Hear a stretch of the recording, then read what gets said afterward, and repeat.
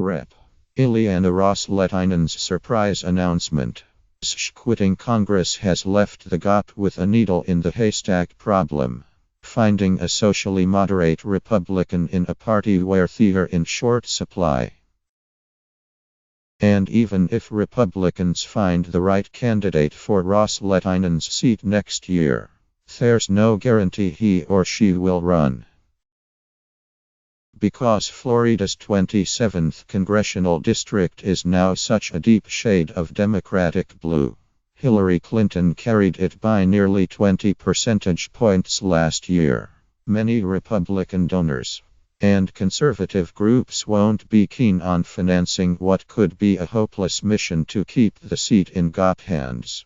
With the 2018 House map set to include numerous other districts where the party's chances are better, the 27th district was considered relatively defensible for Republicans as long as Ros-Lehtinen, an icon in Miami politics who beat her Democratic challenger last year by about 10 points, stayed. In the hours after Ros-Lehtinen announced her retirement Sunday, the list of potential candidates grew, especially among energized Democrats. On the Republican side, few generated buzz among GOP insiders like former Miami-Dade School Board member Raquel Regalado, a social moderate like the retiring Congresswoman, also the well-known daughter of Miami Mayor Tomas Regalado, a Republican who refused to vote for President Donald Trump last year, of his inflammatory comments about immigration. Ros-Lehtinen, too, has had little good to say about the president. Raquel Regalado, who wouldn't say whether she voted for Trump, said strongly considering a bid for Ros-Lehtinen's seat after getting deluged with calls. A self-proclaimed moderate who supports comprehensive immigration reform and abortion rights. She said she wants to know more about the National Republican Congressional Committee thinks. Will the Republican Party at a national level stand behind a moderate? That's the question, Regalado asked. Will we continue to move to the right? Or is this an opportunity? The Republican Party at a national level to consider moderates as an option. Many of the other big-name Miami Republicans considering a bid minus Gov. Carlos Lopez-Cantera, State Rep. Jeanette Nunes and State Sen. Anita Flores minus are more conservative than Regalado, and they all sound slightly less enthusiastic than she when it comes musing about a potential bid so early. Nunes, Flores, and other state legislators say they'll come to a decision about the race after the Florida lawmaking session ends Friday.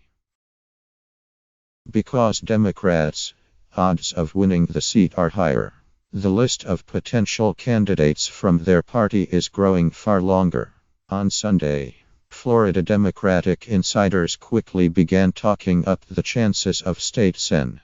Jose Javier Rodriguez, who has a record of winning tough races. 60% of his current legislative district is also inside Florida's 27th. He said he'll decide after the legislative session.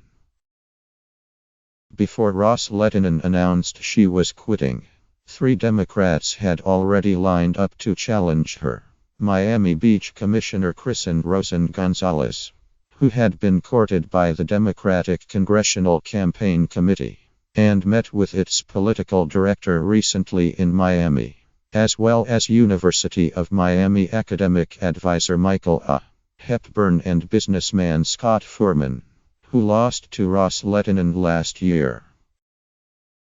Ros-Lehtinen told her hometown newspaper, the Miami Herald, that she was quitting Congress because it was time to move on, not because she was vulnerable, or because of her clashes with fellow Trump and GOP leaders over Obamacare and transgender rights.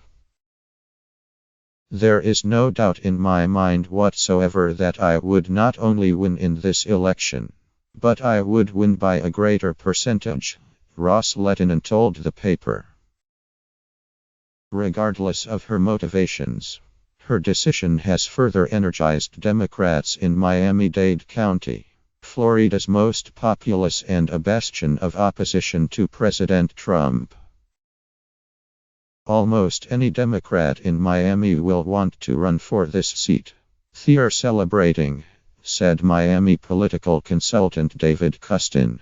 But never underestimate Democrats' ability to screw up a two-car funeral. Custin said he believed Lopez-Cantera will be tempted to run. He'll leave his current office in 2018, is well known in Miami-Dade County, and might like to mount another campaign to continue public service. Lopez-Cantera briefly ran for U.S. Senate in 2016 before his close friend, Sen. Marco Rubio, reversed course after his failed presidential campaign and ran for re-election in 2016. Even in his successful re-election, Rubio still lost the 27th district in his home county by a percentage point. Lopez-Cantera was non-committal about running for Congress and instead praised Ros-Lehtinen. One of his occasional advisors, Anthony Bustamante, said he hadn't spoken to the lieutenant governor about the race, and acknowledged that the odds for any Republican were long. The more conservative candidates will have a tougher time in the district, which includes Democrat-heavy Miami Beach. You need someone to fit the mold. Someone similar to Ileana, Bustamante said. It's possible Raquel fits the mold best. She's a woman, middle of the road. She's not an ideologue. On the local level, she ran for Miami-Dade County Mayor, so she has good name-id. And if she runs for this, will she get support locally? But the NRCC has to make a calculated decision whether to spend millions of dollars on a race that might not be winnable. Registered Democrats outnumber Republicans about 37% to 34%. Almost 29% of the voters registered as third minus or no party affiliation voters. The district is almost 58% Hispanic, 31% white and 4.4% black. Democrats, hoping Donald Trump's party suffers at the polls during his midterm, have to win 24 U.S. House seats to take control of the chamber. And former Florida Rep. David Jolly, a Republican who lost his swing seat in the St. Petersburg area to former Gov. Charlie Crist last year, said Ros-Lehtinen's seat is lost. Put a point on the board for the Democrats, Jolly said. This is not a district that Republicans win in an open seat in 2018. I can't speak for the NRCC, but they won't spend a dime in that district.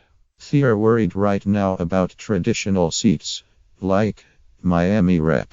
Carlos Curbelo. Like Ros-Lehtinen, Curbelo is more of a centrist Republican who was re-elected even though Clinton won his district. He was targeted by Democrats in 2016, though he ended up winning comfortably, and had been considered a bigger target than Ros-Lehtinen heading into 2018, before his congressional neighbor retired. Curbelo's advisor, David D.J. Johnson, said the Ros-Lehtinen seat is difficult for Republicans in the classic sense. It's an Ileana Republican-type seat, someone who has been there for decades. And that's not a lot of people. Just look at all the maps Democrats are tweeting out right now. Every day, the district becomes more blue.